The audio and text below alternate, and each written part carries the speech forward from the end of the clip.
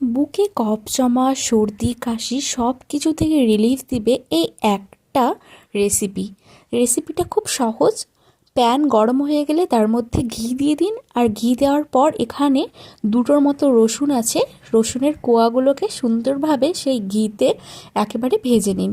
এবার এই রেসিপিটা আপনাদের কি করতে হবে, আপনারা চাইলে একটু লবণ দিয়ে এটা ভাতের সাথেও খেতে পারেন, আর না চাইলে পারে ভাতের সাথে যদি না খেতে ইচ্ছা করে তাহলে অল্প একটু চিনি দিয়ে দিবেন, আর অল্প একটু লবণ দিয়ে তার মধ্যে মুড়ি দিয়ে দেবেন।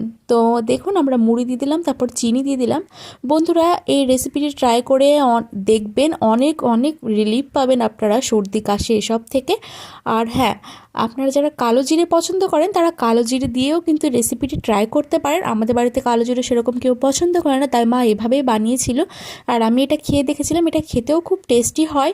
আর হ্যাঁ, ভিডিওটা ভালো লাগলে অবশ্যই আমার চ্যানেলটা সাবস্ক্রাইব করতে ভুলবেন না। সব ভালো থাকবেন, সুস্থ থাকবেন।